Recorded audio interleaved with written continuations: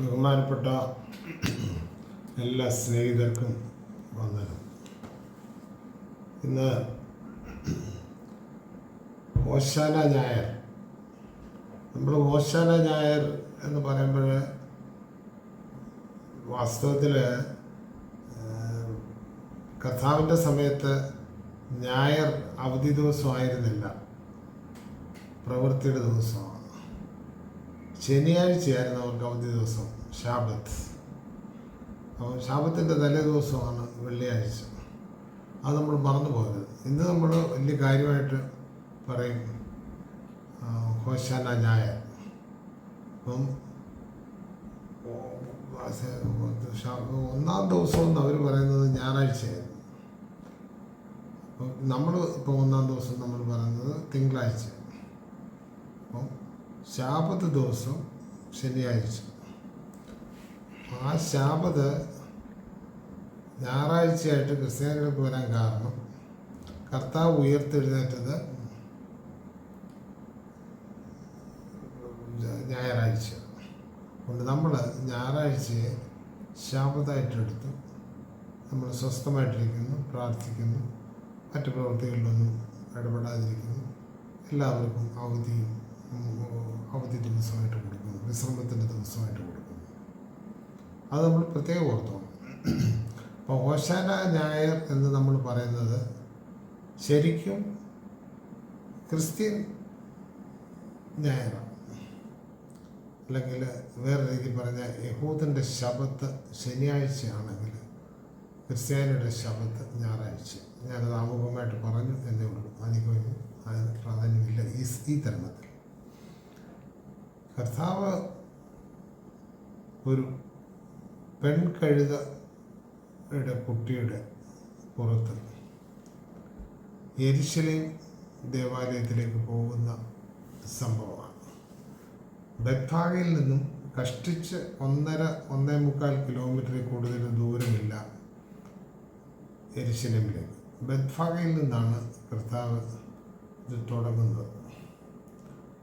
അപ്പോൾ കർത്താവ് അവിടെ ബെത്ഫാഗ ഫോക്കസ് ചെയ്ത് നിൽക്കുന്ന സമയത്ത് കർത്താവ് ശിഷ്യന്മാരോട് പറഞ്ഞു, ഇന്നടത്ത് പോയി, അവിടെയൊക്കെ നിങ്ങൾക്കറിയാവുന്ന, ഞാൻ കൂടുതൽ പറഞ്ഞ് ഇതിൻ്റെ സമയം കളയുന്നില്ല.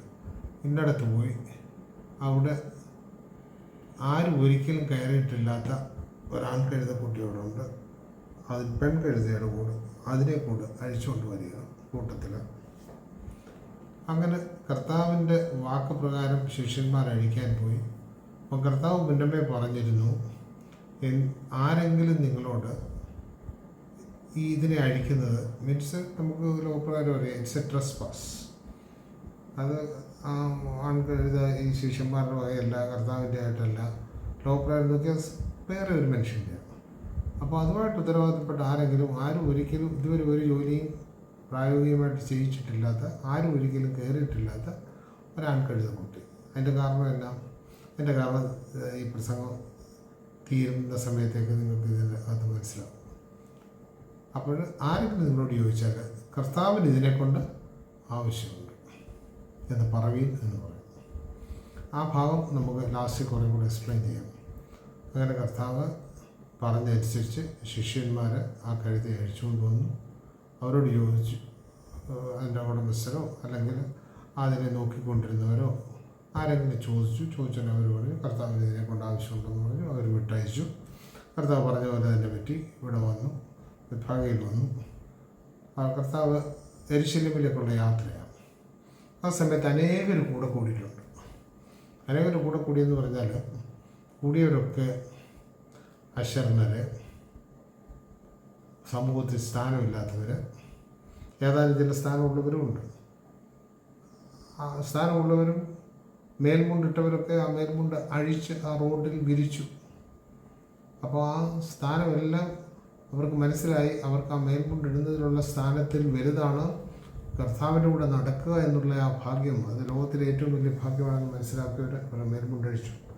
ഇതൊന്നും അല്ലാതെ നിഷ്കളങ്കരായ ആൾക്കാർ വൃക്ഷത്തിൻ്റെ കൊമ്പുകൾ വെട്ടി വഴിയിലിട്ടു. കുഞ്ഞുങ്ങളും എല്ലാവരും വന്നു. അവർ ഹോശാന ഹോശാന എന്ന് ആർത്തു വിളിച്ചു. കർത്താവേ രക്ഷിക്കണമേ രക്ഷിക്കണമേ എന്നർത്ഥമുള്ള ഗ്രീക്ക് ഭാഷയിൽപ്പെട്ട ഒരു വാക്കാണ് ഹോശാന. അപ്പോൾ ആ ഹോശാന വിളിച്ചുകൊണ്ട് അവരെല്ലാവരും വന്നു കഴിഞ്ഞ് ഒരുമിച്ച് ആ കഴുതക്കുട്ടിയുടെ പുറത്ത് കർത്താവ് കയറി അവരവരുടെ വസ്ത്രം അതിന്മേൽ വിരിച്ചു. അതിൻ്റെ പുറത്ത് കർത്താവ് കയറി യെരുശലേമിലേക്കുള്ള യാത്രയായി. അതെന്താണ് ഈ കഴുതയെ തിരഞ്ഞെടുക്കാൻ കാരണം? ഈ കഴുതക്കുട്ടിയുമേൽ ആരും ഒരിക്കലും കയറിയിട്ടില്ലാത്ത കഴുതക്കുട്ടിയുമേൽ കയറിയത് അത് കർത്താവിൻ്റെ നമ്മളൊക്കെ പറയുന്ന പോലുള്ള അയിത്തമാണോ കാണിക്കുന്നത്? ഒരിക്കലുമല്ല. കർത്താവ് എല്ലാ അയിത്തത്തിനും അതീതനാണ്. കർത്താവിൻ്റെ താഴ്മയെ കാണിക്കാനാണോ ഈ പെൺകഴുതക്കുട്ടിയെ തിരഞ്ഞെടുത്തത്? കഴുതക്കുട്ടിയെ തിരഞ്ഞെടുത്തത് കർത്താവിൻ്റെ താഴ്മയെ കാണിക്കാനാണ്. പലരും പറഞ്ഞ് കേട്ടിട്ടുണ്ട്, പ്രസംഗിച്ചത് കേട്ടിട്ടുണ്ട്. കർത്താവിൻ്റെ താഴ്മയെ കാണിക്കാനാണ് അവനെ കഴുതയെ തിരഞ്ഞെടുത്തത്. എനിക്ക് ആ സമയത്ത് ഭയങ്കര ദുഃഖവും പ്രയാസവും തോന്നിയിട്ടുണ്ട്. അതും ഇതിനകത്തൊക്കെ ഒത്തിരിയും വേദപഠനവും റിസർച്ചും ഒക്കെ നടത്തിയിട്ടുള്ള ലോകപ്രകാരം ഇതിനകത്തെ അഗ്രഗണ്യരെന്ന് പറയുന്ന പലരും ഇതുപോലെ പറയുന്ന ഓർത്ത് ഞാൻ ദുഃഖിച്ചിട്ടുണ്ട്. കർത്താവിന് തൻ്റെ താഴ്മയെ എങ്ങും കാണിക്കേണ്ട ആവശ്യമില്ല. കർത്താവിനൊന്നും എക്സിബിറ്റ് ചെയ്യേണ്ട ആവശ്യമില്ല, ഒന്നും ഷോ ചെയ്യേണ്ട ആവശ്യമില്ല. അതൊക്കെ നമുക്കാണ് ഉള്ളത്. നമുക്ക് ആ പണിയുള്ളതുകൊണ്ടാണ് കർത്താവിന് ആ രീതിയാണ് നമ്മൾ പറയുന്നത്. കർത്താവ് കാണിച്ചതല്ല, എല്ലാം നിവൃത്തിയാകുവാനാണ്. പ്രവചനങ്ങൾ നിവൃത്തിയാകണം കർത്താവിനെ കുറിച്ച് പറഞ്ഞത്. അതുകൂടാതെ നമ്മൾ ധരിച്ചു വച്ചിരിക്കുന്ന പല ബൈബിളിൽ പറഞ്ഞിരിക്കുന്ന പല കാര്യങ്ങളുണ്ട്. ബൈബിളിൽ ഞാൻ പറഞ്ഞ പഴയ നിയമത്തിൽ പറഞ്ഞിട്ടുള്ള പല കാര്യങ്ങളുണ്ട്. ആ പല കാര്യങ്ങളും കർത്താവ് പറഞ്ഞത് അതുപോലെ എഴുതി നടപ്പാക്കുന്നു എന്നുള്ള വിചാരണ തിരുത്തപ്പെടേണ്ടതായിട്ടുണ്ട്. അത് പ്രവാചകന്മാർ തിരുത്താൻ നോക്കിയിട്ടുണ്ട്. എൻ്റെ ദാസൻ കഴുതക്കുട്ടികളുടെ മേൽ കയറി വരുന്നു എന്നൊക്കെ പറഞ്ഞിട്ടുണ്ട്. അവരിത് തിരുത്താൻ ആഗ്രഹിച്ചു, പക്ഷെ തിരുത്താനൊന്നും ഒത്തില്ല. അതെന്തുകൊണ്ടാണെന്നുള്ളത് ഞാനിപ്പോൾ പഴയ നിയമത്തിൽ നിന്നും വായിച്ച് കേൾപ്പിക്കാം. കർത്താവിന് സമർപ്പിക്കണം. മൃഗങ്ങളുടെ കടിഞ്ഞൂലുകളിലും ആൺകുട്ടികൾ കർത്താവിനുള്ളവയായിരിക്കും. എന്നാൽ ഒരു ആട്ടിൻകുട്ടിയെ പകരം കൊടുത്ത് കഴുതയുടെ കടിഞ്ഞൂലിനെ വീണ്ടെടുക്കാം. വീണ്ടെടുക്കുന്നില്ലെങ്കിൽ അതിന്റെ കഴുത്ത് ഞെരിച്ച് കൊന്നുകളയണം. നിങ്ങളുടെ മക്കളിൽ ആദ്യജാതരെയെല്ലാം വീണ്ടെടുക്കണം. ഇതിന്റെ അർത്ഥമെന്താണെന്ന് പിൽക്കാലത്ത് നിന്റെ മകൻ ചോദിച്ചാൽ നീ പറയണം, അടിമത്തത്തിന്റെ നാടായ ഈജിപ്തിൽ നിന്ന് കർത്താവ് തന്റെ ശക്തമായ കരത്താൽ നമ്മെ മോചിപ്പിച്ചു.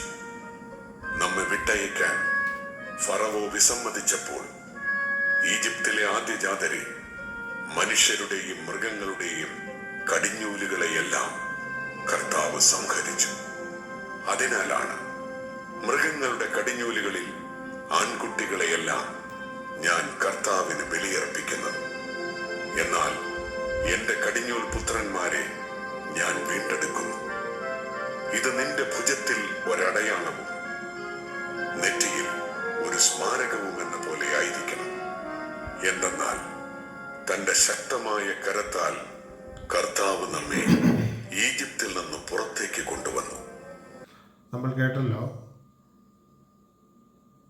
ഇസ്രായേൽ മക്കൾ മിസ്രൈമിൽ അടിമകളായിട്ടിരുന്ന ആ സംഭവം. അതും നമ്മൾ ഓർക്കണം. ഈ മിസ്രൈമിൽ അടിമകളായിരുന്നു ഇസ്രായേൽ മക്കളെന്ന് പറഞ്ഞാൽ പറയുന്നത് യാക്കോബിൻ്റെ സന്തതികളാണ്. യാക്കോബിനാണല്ലോ ഇസ്രായേൽ എന്നറിയപ്പെട്ടത്. അപ്പോൾ യാക്കോബിന് മുമ്പ് ഇസഹാക്കിന് 2 മക്കളുണ്ടായിരുന്നു. അതിലൊരാളായിരുന്നു യാക്കോബ്. അപ്പോൾ ഇസാക്കിൻ്റെ മറ്റേ മകനുണ്ട്, അബ്രഹാമിൻ്റെ ആദ്യജാതൻ ഇസ്മായിലുണ്ട്, അബ്രഹാമിൻ്റെ വേറെ മക്കളുണ്ട്, അങ്ങനെ പലരുണ്ട്. ഇതിൽ യാക്കോബ് പല നമ്മുടെ രീതി പറയാതെ പല പ്രവൃത്തികളും ചെയ്തു, പല തെറ്റുകളും ചെയ്തു എന്നൊക്കെ നമ്മൾ പറയും. ഞാനതൊന്നും പറയുന്നില്ല. പല പ്രവൃത്തികളും ചെയ്തു. ആ പ്രവൃത്തികളെല്ലാം നമ്മുടെ ഇന്നത്തെ രീതിയിലും അന്നത്തെ മനുഷ്യരുടെ നിലയ്ക്കും പലതും അംഗീകരിക്കാൻ ബുദ്ധിമുട്ടുണ്ടായിരുന്ന നിലയിലും അതൊക്കെ അംഗീകരിച്ചാലും ഇല്ലെങ്കിലും യാക്കോബ് അതുമായിട്ട് മുന്നോട്ട് പോയി. അപ്പോൾ അവരുടെ ഉള്ളിൽ ഒരു ഭയങ്കര വികാരം വന്നു. They were the privileged one. ഞങ്ങൾ ഭയങ്കര പ്രത്യേകതയുള്ളവരാണ്. ഈ പ്രത്യേകതയുള്ളവർക്ക് എന്ത് പറ്റി? ആ ചിന്തയുടെ പോക്ക് വന്ന് അവരിൽ തന്നെ അവരോരോരുത്തരെ പ്രത്യേകതയുള്ളവരായിട്ട് കാണാൻ തുടങ്ങി. ഒരാൾക്ക് മറ്റൊരാൾ പ്രത്യേകത കുറഞ്ഞവൻ, ഞാൻ പ്രത്യേകത കൂടിയവൻ. അങ്ങനെ വന്ന് ഇവർ ക്ഷാമമുണ്ടായി. അങ്ങനെ മിസ്രൈം രാജ്യത്ത് അടിമയായിട്ട് ഈ ഇസ്രായേലിൻ്റെ യോസഫ് പോയിരുന്നു. പിന്നെ ക്ഷാമം അതികഠിനമായപ്പോൾ യോസഫിനെ പിന്തുടർന്ന് മിസ്രൈമിലേക്ക് ഇവർ പോകുന്നു. അവിടെ ഇവർ അടിമകളാകുന്നു. ചരിത്രം പഠിക്കുകയാണെന്നൊരിൽ ഈ പിരമിഡൊക്കെ ഉണ്ടാക്കിയതിനും സ്തൂപങ്ങളൊക്കെ ഉണ്ടാക്കിയതിനും പിന്നിൽ ജൂസിൻ്റെ അന്നത്തെ കൂലിവേലയും അല്ലെങ്കിൽ ബുദ്ധിയും എല്ലാം കൂടെ സംയോജിപ്പിച്ചാണ്. അപ്പോൾ അതിനകത്തുനിന്ന് അവർ ബുദ്ധി കൂടി വന്നപ്പോൾ കുറേ കൂടെ അവർ എൻജിനീയറിങ് എന്നുള്ള ഒരു രീതിയിലേക്ക് വന്നപ്പോൾ അവർ ഇഷ്ടിക ഉണ്ടാക്കാനൊക്കെ അവിടുത്തുകാരെ ഉപയോഗിക്കാൻ തുടങ്ങി. ഞാൻ ഇതിനെക്കുറിച്ചൊക്കെ നേരത്തെ ഈ ചരിത്രങ്ങളൊക്കെ ചെയ്തിട്ടുള്ളതുകൊണ്ട് ഞാനങ്ങനെ പറയാം. ഉപയോഗിക്കാൻ തുടങ്ങിയ സമയത്ത് ഇവരറിഞ്ഞ് രീതി ചെയ്തു. ഇവരെ കുറേ കൂടെ കഠിനമാക്കി. ഇനി ഞങ്ങൾ വൈക്കോലും ഒന്നും തരത്തില്ല, എല്ലാം നിങ്ങൾ തന്നെ ഉണ്ടാക്കി കട്ട ഉണ്ടാക്കിക്കോണം. ഇങ്ങനെ വന്നാൽ പീഡനമൊക്കെ കൂടിയപ്പോഴാണ് അവർക്ക് ബോധം വന്നത്, ഇനി ഇവിടെ കിടന്നിട്ട് കാര്യമില്ല, നമ്മുടെ സ്വന്തം നാട്ടിലേക്ക് പോകണം. നമ്മളും ഇതുപോലാണ്. ഈ സാത്താൻ്റെ വലയത്തിൽപ്പെട്ട് ആദ്യം നമുക്ക് നല്ലതും തോന്നുന്നു, നമുക്ക് സുഖവും തോന്നുന്നതായ കാര്യങ്ങളൊക്കെ ചെയ്യും. പഠിക്കുന്ന പിള്ളേർ പഠിക്കുന്ന സമയത്ത് ഇപ്പോൾ എന്താ പഠിക്കാനോ നാളെ ആട്ടെ, അന്നേരം രസമുണ്ട്, ഇങ്ങനെ വരും. കൂടി പരീക്ഷ വരുമ്പോൾ അവർ പരാജയപ്പെട്ട് കഴിഞ്ഞിട്ട് അവരുടെ ജീവിതരംഗങ്ങളിൽ വരുമ്പോൾ പലയിടത്തും പരാജയപ്പെടും. അന്നേരം അതെല്ലാം കഴിഞ്ഞ് ലാസ്റ്റ് ചിലർക്ക് ബോധം വന്നു കഴിയുന്നതന്നെ അവർ ഈ പരാജയമെല്ലാം മാറ്റി അവർ വലിയ നിലയിലേക്കും ഭയങ്കര കോൺസെൻട്രേഷനിലേക്കും പല ബുദ്ധിയിലേക്കും ചെന്ന് അവർ അത്യുന്നതിയിലെത്തും. അത് വേറെ കാര്യം. ഇത് തന്നെ ഇവിടെ ഇങ്ങനെ ചരിത്രാതീതമായിട്ട് അനുസ്യൂതം നടന്നുകൊണ്ടിരിക്കുന്ന കാര്യങ്ങളാണ്. അപ്പോൾ അങ്ങനെ വന്നു കഴിഞ്ഞാൽ ഈ ഇസ്രായേൽ മക്കൾ അവിടുന്ന് പോകാൻ നേരത്തും ഒരു വിഭാഗം അവിടെ തന്നെ നിൽക്കണമെന്നും ഒരു വിഭാഗം പോകണമെന്നും ഒരു വിഭാഗം ആരും നമ്മൾ കണ്ടിട്ടില്ലാത്തൊരു സ്ഥലത്ത് എങ്ങനെ പോകും, നമ്മുടെ പിതാക്കന്മാരല്ലേ അവിടെ ഉണ്ട്, ഇതൊക്കെ പറഞ്ഞു കേട്ട കാര്യങ്ങളല്ലേ എന്നൊക്കെ പറഞ്ഞവരുണ്ട്. എനിവേ മോശയുടെ നേതൃത്വത്തിൽ എല്ലാവരും കൂടെ സംഘടിപ്പിച്ച് ചെങ്കടൽ വഴിയായി ചെങ്കടലിനെ ദൈവം പുലർത്തി അവർക്ക് ധൈര്യം കൊടുത്ത് അപ്പുറത്ത് പോയി ഫറവോനെ സൈന്യത്തെ ചെങ്കടലിൽ താഴെ ഇട്ടു. ഇതെല്ലാം നമുക്കറിയാവുന്ന കാര്യങ്ങളാണ്. ഇങ്ങനെയൊക്കെ വരുന്നു. അതൊന്നും ഇവിടെ വലിയ പ്രസക്തി ഇല്ലേ പോലും പ്രസക്തിയുണ്ട്. അങ്ങനെ വന്ന് ഇവിടെ ഇസ്രായേൽ മക്കൾ കനാൻ ദേശത്തേക്ക് വന്നു കഴിഞ്ഞ് ദൈവം മോശയിലൂടെ നിയമം കൊടുക്കുക. മോശ പറയുന്ന കാര്യങ്ങളാണ് അവിടെ എഴുതി വെക്കുന്നത്. പുറപ്പാട് പുസ്തകത്തിൽ മോശ പറയുന്ന കാര്യങ്ങളാണ് ഇവിടെ എഴുതിയിരിക്കുന്നത്. അപ്പോൾ മോശ പറയുന്നത് കടിഞ്ഞൂൽ സംഹാരം അവിടെ മിസ്രൈമിൻ്റെ ഇടയിൽ വന്നു. മിസ്രൈമിലെ ആദിജാതന്മാരൊക്കെ കൊല്ലപ്പെട്ടു, ഭൂതം കയറി വെട്ടിക്കൊന്നു, അല്ലേ എന്തെങ്കിലും മാത്രം. നമ്മുടെ ആരും മരിച്ചില്ല. അതിൻ്റെ ഓർമ്മയ്ക്കായിട്ട് അതിൻ്റെ നന്ദി സൂചകമായിട്ട് നിങ്ങളുടെ മൃഗങ്ങളുടെ കടിഞ്ഞൂൽ ആൺകുട്ടികളെ, അതായത് പെണ്ണാടിനെ അല്ല, കടിഞ്ഞൂൽ മുട്ടാടിനെ, കടിഞ്ഞൂൽ പശുക്കിടാവിനെ, പശുവിൻ്റെ മൂരിക്കിടാവിനെ, അങ്ങനെ ഓരോന്നിൻ്റെ അതിനെയൊക്കെ യാഗം കഴിക്കണം. യാഗം കഴിക്കുക എന്ന് പറഞ്ഞാൽ എന്തുവാ? കുഴിച്ചിടുക അല്ല, അതിനെ തോലൊക്കെ മാറ്റി പിളർന്ന് അതിനെ മന്ത്രമൊക്കെ ചൊല്ലിയിരിക്കുക. ഒടുവിൽ അൾട്ടിമേറ്റ്ലി ഇത് ആർക്കാണ് കിട്ടുന്നത്? പുരോഹിതനും പുരോഹിതൻ്റെ സിൽബന്ധികൾക്കും പുരോഹിത വർഗത്തിനുമാണ് ഇത് കിട്ടുന്നത്. അപ്പം അങ്ങനെ ഒരു നിയമമൊക്കെ ഉണ്ടാക്കി വെച്ചു. അങ്ങനെ വന്നോടനെ ഇവർ നോക്കിയപ്പം ഈ കഴുത യാഗം കഴിച്ചിരുന്നു വരിക. കഴുത ഇറച്ചി തിന്നുക എന്ന് പറഞ്ഞാൽ ഒരു ബുദ്ധിമുട്ടുള്ള കാര്യമാണ്. എല്ലാവരും കഴുതയെന്ന് ആക്കി വെച്ചിരിക്കുക. അപ്പോൾ കഴുത ഇറച്ചി തിന്നണ്ട. അപ്പോൾ അതിനൊരു കാര്യം ചെയ്തു. കഴുതയുടെ ആദ്യജാതനും അത് ആൺകഴുതയാണെന്ന് വരില്ല, അതിനെ കഴുത്ത് കരിച്ച് കൊന്നുകളയണം. കഴുത ദേവാലയത്തിലും കയറ്റിയെങ്കിൽ കഴുതയുടെ യാഗവും വേണ്ട, കഴുത്ത് കരിച്ച് അവിടെ തന്നെ പറമ്പിൽ തന്നെ കൊന്നുകളയണം. അഥവാ നിനക്കതിനെ വീണ്ടെടുക്കണമെന്നുണ്ടെങ്കിൽ, അതിനെ നിനക്ക് യൂസ്ഫുൾ ആക്കണമെന്നുണ്ടെങ്കിൽ, നിനക്കതിനെ ഉപയോഗിക്കണമെന്നുണ്ടെന്നൊരു നീ കോമ്പൻസേറ്റ് ചെയ്യണം ഒരു ആടിനുമായിട്ട്. അപ്പോൾ അന്ന് ഈ കഴുതക്കുട്ടിയെക്കാട്ടി വിലയുണ്ട് ആട്ടിൻകുട്ടിക്ക്. അപ്പോൾ പലരും ഈ മെനക്കെടിന് പോകത്തില്ല, ഈ കഴുതയൊക്കെ കരുതി വെച്ച് കൊല്ലും. അല്ലാത്തൊരു വേണ്ടിയോ മാത്രം ആട്ടിനെ കൊണ്ട് ആടിനെ അവിടെ കഴിച്ചിട്ട് ഈ കഴുതയെ വീണ്ടെടുക്കും. ഇതൊരു വലിയ ഇതായിരുന്നു. ഇതാണ് ആ ഒരു നിയമത്തിനോ കർത്താവ് ഓരോന്നോരോന്ന് ഇങ്ങനെ എണ്ണി എണ്ണി നോക്കിയപ്പോൾ ഈ നിയമം ഇല്ലാതാക്കണം. അതിന് കർത്താവ് പറഞ്ഞത് നിങ്ങളവിടെ പോയി ആരും ഒരിക്കലും കയറിയിട്ടില്ലാത്ത കാര്യം യൂസ് ചെയ്തിട്ടില്ല, കാര്യം അതിനെ കഴുത്തി തിരിച്ച് കൊല്ലേണ്ടതാണ്, അല്ലെങ്കിൽ ആടിനെ കൊണ്ട് വേണം റീപ്ലേസ് ചെയ്യാൻ. അപ്പോൾ അങ്ങനെ നിൽക്കുന്ന ഒരു ബലമായി നിൽക്കുന്ന ഒരു ആൺകഴുതക്കുട്ടിയെ കയറ്റിക്കൊണ്ട് പിടിച്ചുകൊണ്ട് വരാൻ പറഞ്ഞു. അതാണ് ഞാൻ ആദ്യം പറഞ്ഞ രംഗം. അപ്പോൾ അങ്ങനെ ആ ആൺകഴുതക്കുട്ടിയുടെ പുറത്താണ് കയറിയിരിക്കുന്നത്. ഏത് ഒരിക്കലും ദേവാലയത്തിൽ വരാൻ പാടില്ലാത്ത, ഉപയോഗിക്കാൻ പാടില്ലാത്ത, അശുദ്ധമാക്കപ്പെട്ട, എല്ലാവരാലും വെറുക്കപ്പെട്ട ഒന്നിനുമായിട്ടാണ് രാജാതി രാജാവായ കർത്താവ് അവഗണിക്കപ്പെട്ട മൃഗത്തിൻ്റെ പുറത്ത് യെരുശലേമിലേക്ക് പോകുന്നത്. അതൊരു വലിയ യാത്രയാണ്, ഒരു ജൈത്രയാത്ര. ലോകപ്രകാരം നോക്കിയാൽ കുതിരകളുടെ അകമ്പടിയോട് കുതിരപ്പുറത്ത് അന്നത്തെ കാലത്ത് അങ്ങനെ പോകുന്ന യാത്രയാണ്. കർത്താവ് അകമ്പടിക്ക് ഒന്നിനും വെച്ചില്ല. അകമ്പടിയായിട്ട് വന്ന ആരാ? ജനമാണ്. എന്തോ ജനമോ? അവൻ്റെ കയ്യാൽ സൗഖ്യം പ്രാപിച്ചവർ, അവരുടെ ബന്ധുക്കൾക്ക് സൗഖ്യം കിട്ടിയവർ, അവൻ ജീവൻ കൊടുത്തവർ, ഇവരെല്ലാം ആസ്വദിക്കുന്നത്. അവരെന്തോ പറയുന്നത്? കർത്താവേ ഞങ്ങളോട് കരുണ തോന്നുന്നത്, ദാവീദ് പുത്ര നീ രാജാതി രാജാവാണ്. അവരെന്തോ ഈ രാജാവെന്ന് പറയാൻ കാര്യം, അന്ന് അവരെ ഭരിച്ചുകൊണ്ടിരുന്നത് റോമൻ എംപററാണ്. റോമൻ എംപററുടെ ചില സ്ഥാനാപതികളൊക്കെ ഉണ്ട്, അത് ജ്യൂസും ഉണ്ട്. അവരുടെ എല്ലാം തോന്നിവാസം പോലെ ചെയ്യുന്നത്. അവർ പറയുന്നതായത് ആരുടെയും ഒന്നും കേൾക്കാനില്ല. അപ്പോൾ നിങ്ങളോട് ഞാൻ ഈ കഴുതയുടെ കാര്യം പറഞ്ഞപ്പോൾ ഒരു കാര്യം പറയാം. പണ്ട് എൻ്റെ ഞാൻ 10-20 വയസ്സുള്ളപ്പം അവരുടെ വീട്ടിൽ ഒരു മോള് വന്നു. നായർ കുടുംബത്തിലെ ഒരു കുട്ടിയാണ്, നല്ല കുട്ടിയാണ്. അപ്പോൾ ആ കുട്ടിയോട് ഞാനിങ്ങനെ ചോദിച്ചപ്പോൾ 2-3 ചോദ്യത്തിന് അവൾ ആൻസർ പറഞ്ഞില്ല. അപ്പോൾ ഞാൻ അവളോട് പറഞ്ഞു, നീ ഒരു കഴുതയാന്ന് പറഞ്ഞു. പിന്നെ അവൾ എന്നോട് പറഞ്ഞ മറുപടി, I am proud of that because donkey കാരീസ് Jesus എന്നത് കുട്ടി പറഞ്ഞത് ഞാനിപ്പോൾ ഓർപ്പിച്ചെന്നുള്ളൂ. അല്ലാതെ കർത്താവിൻ്റെ താഴ്മയെ കാണിക്കാൻ കഴുതയെ തിരഞ്ഞെടുത്തതല്ല. ഇതുപോലുള്ള അനാചാരങ്ങൾ, ഇതുപോലുള്ള അവഗണന, ഇതുപോലുള്ള തീണ്ടൽ, ഇതിനെയെല്ലാം ഇല്ലായ്മ ചെയ്യാനുള്ള ഒരു ജൈത്രയാത്രയാണ്. അവിടെ നമുക്ക് തോന്നും അവരുടെ വസ്ത്രങ്ങൾ അഴിച്ചിട്ടു, അതായത് മേൽമുണ്ടുകളെല്ലാം അഴിച്ചിട്ടു, പിന്നെ കുരുത്തോലകൾ വെച്ചു, ഓശന്ന എന്ന് പറഞ്ഞ് ചെന്ന് കഴിഞ്ഞ് എന്തോ ചെയ്ത് ഈ കഴുതപ്പുറത്ത് നേരെ യെരുശലേം ദേവാലയത്തിലൊക്കെ ചെന്ന് കഴിഞ്ഞാൽ അവിടെ അതിഭയങ്കര കർത്താവിന് വേണ്ടാത്ത കാര്യങ്ങളാണ്, മുഴുവൻ ട്രസ് പാസ്സാണ് നടക്കുന്നത്.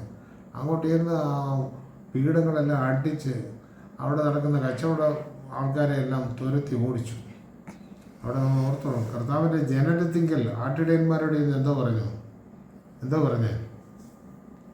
നിങ്ങൾക്ക് സമാധാനം, സർവ്വജനത്തിനുണ്ടാകുവാനുള്ള സന്തോഷം. എൻ്റെ അർത്ഥം എന്തോ? ഈ ആട്ടിടയന്മാരെല്ലാം അന്ന് വരെ ബുദ്ധിമുട്ടില്ല. ഇവരാടിനെ വളർത്തും, അതിൻ്റെ ഉടയവനുണ്ട്, ഇടയന്മാരുണ്ട്, എല്ലാവരും ഉണ്ട്. ഈ ആടുകളെയൊക്കെ വിൽക്കുന്നത് ഈ യാഗത്തിന് വേണ്ടിയാണ്. യാഗത്തിന് വേണ്ടി തന്നെ അല്ലാതെ വിൽക്കും. അപ്പോൾ യെരുശലേം ദേവാലയത്തിൻ്റെ അവിടെ കൊണ്ടുവന്ന് നിങ്ങളെ കെട്ടിക്കഴിഞ്ഞ് ഒരു പാവം പിടിച്ചാണ്, അല്ലെ വേറെ അവിടുന്ന് ഒരാടിനെ വാങ്ങിച്ച് കൊടുക്കാൻ നിവൃത്തിയില്ലാത്തൊരു ആടുമായിട്ട് വരുന്നുണ്ടെങ്കിൽ പുരോഹിതൻ എന്തോ പറയും, ഇതിന് മറുവുണ്ട്, അല്ലെങ്കിൽ ഇത് യാഗത്തിന് യോഗ്യമല്ല എന്ന് പറയുമ്പോൾ അതിനെ മാറ്റിക്കഴിഞ്ഞാൽ പിന്നെ അതിന് 500 രൂപയുടെ ആട്, അതിന് 150 രൂപയിലും ആരും കൊടുക്കില്ല. ആ 150 രൂപയ്ക്ക് അതിന് പോട്ടത് കൊണ്ട് ബാക്കി രൂപ 500 ഇട്ടും വെച്ച് അവർ പറയുന്ന ഒരാടിനെ വാങ്ങി, ഊനമില്ലാത്തതാണെന്ന് പറയുന്നുണ്ട്. അപ്പോഴും ആർക്ക് പൈസ കിട്ടുന്നില്ല? യഥാർത്ഥ ഇടയിൽ പൈസ കിട്ടുന്നില്ല, കൊണ്ടുവന്നതിന് പൈസ കിട്ടുന്നില്ല. അവിടെയും ഈ ചൂഷണമാണ്. അതാണ് കർത്താവിൻ്റെ ഏറ്റവും, അത് തന്നെ അതുപോലുള്ള ഓരോ കാര്യങ്ങളുണ്ട്. എല്ലാ ചൂഷണത്തിനും എതിരാണ് കർത്താവ്. അപ്പം ഇടയന്മാരോട് പറഞ്ഞുകൊണ്ട് എന്തുവാ, സർവ്വജനത്തിനും ഉണ്ടാകാനുള്ള മഹാസന്തോഷം. അപ്പോൾ ഇടയന്മാർക്കൊക്കെ ഇനി മഹാസന്തോഷമാണ്, അവർ ചൂഷണ വിമുക്തരാകുക. അങ്ങനെ യെരുശലേം ദേവാലയത്തിൽ നടന്നുകൊണ്ടിരുന്ന ഈ താന്തോന്നി പ്രവൃത്തികളെയും കർത്താവ് തച്ചുടയ്ക്കുക. അപ്പോൾ അതുകൂടാതെ നോക്കുമ്പോൾ എന്തുവാ, ഹോശാന പറഞ്ഞുകൊണ്ട് 1000 കൂടെ നിൽക്കുക. പുരോഹിതന്മാരും ബാക്കി സംഘങ്ങളും പരീക്ഷന്മാരും എല്ലാം കണ്ടപ്പോൾ അവർക്ക് മനസ്സിലായി ഞങ്ങളുടെ ലോകം തീർന്നു, ഞങ്ങൾ പിടിച്ചാൽ ഇനി ആരും കിട്ടില്ല, അതുകൊണ്ട് ഇവനെ ഇനി വെച്ച് പൊറപ്പിക്കരുത്, ആരെ കർത്താവിനെ വെച്ച് പൊറപ്പിക്കരുത്. അതിനുള്ള തന്ത്രങ്ങളും ഇതുമാണ് അവർ പിന്നീട് ആരംഭിച്ചു. അപ്പോൾ ഈ ഹോശാന ഞായറാഴ്ച നമ്മൾ ഓർക്കേണ്ട കാര്യം, നമ്മൾ നീതിക്ക് വേണ്ടി നിൽക്കുമ്പോൾ മറ്റേ തലയ്ക്കൽ ആ നീതി നടപ്പാകുമ്പോൾ നോവേണ്ടി വരുന്നതോ അല്ലെന്നൊരിൽ അവർ വഴി മാറേണ്ടതോ അല്ലെന്നൊരിൽ അവർ ദൈവസന്നിധിയിലാകേണ്ടതോ ആയ കാര്യങ്ങളിലേക്ക് പോയേ പറ്റൂ. പോയില്ല എന്ന് വരികിൽ അവരുടെ നാശം അടുത്തിരിക്കുക. അപ്പോൾ നമ്മൾ കർത്താവിന് വേണ്ടി ഉറച്ചു നിൽക്കാം. ഈ ഹോശാനയിൽ നമുക്ക് പറയാനുള്ളത്, ഈ അനീതികൾക്കെതിരെ, ഈ അനാചാരങ്ങൾക്കെതിരെ, ഈ വേണ്ടായ്മയ്ക്കെതിരെ നമ്മൾ ഒറ്റക്കെട്ടായിട്ട് കർത്താവിനോടുകൂടി ചേർന്ന് ഹോശാന, കർത്താവേ ഞങ്ങളെ രക്ഷിക്കണേ, കർത്താവേ നീ അതിനായകത്വം വഹിക്കണമേ, കർത്താവേ നീ ഞങ്ങളുടെ രാജാവ്, നീ രാജാവായിട്ടിരിക്കുമ്പോൾ നീ എങ്ങനെ കാര്യങ്ങളെ കാണുന്നുവോ നേരിടുന്നുവോ അതുപോലെ ഞങ്ങൾ കൂടുണ്ട്, ഞങ്ങളല്ലാത്തൊരാളുടെ കൂടെ വന്നിട്ട് കാര്യമില്ല എന്നുള്ള ആ സന്ദേശമാണ് നമ്മൾ ഹോശാന ഞായറാഴ്ച നമ്മൾ എടുക്കേണ്ടത്.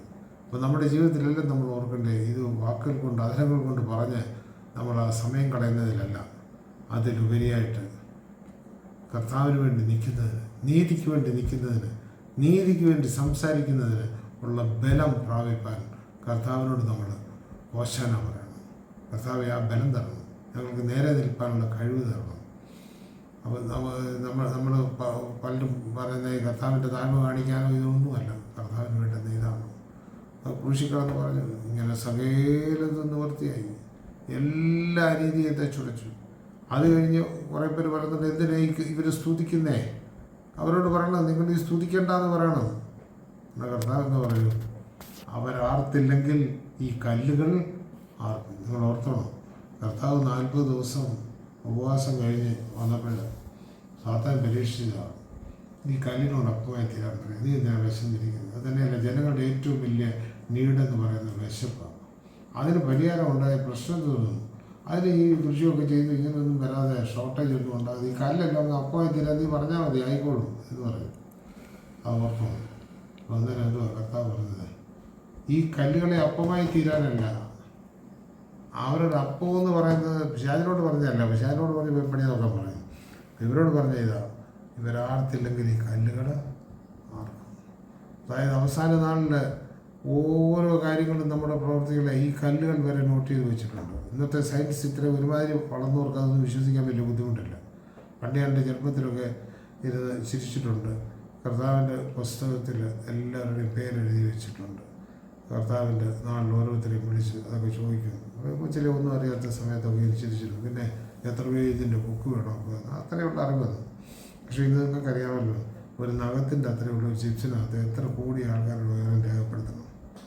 അപ്പോൾ നമ്മൾ അറിയാൻ വയ്യാത്തതിനെല്ലാം നമ്മൾ പരിഹസിക്കുന്ന ആ സ്വഭാവം നമ്മൾ മാറ്റണം. എല്ലാം കർത്താവിന് സകലതും സാധ്യം. നമ്മൾ വിചാരിച്ചാൽ ഇതൊന്നും മാറുകയല്ല, അസാധ്യമാണെന്ന് കണ്ടിരിക്കുന്നത്.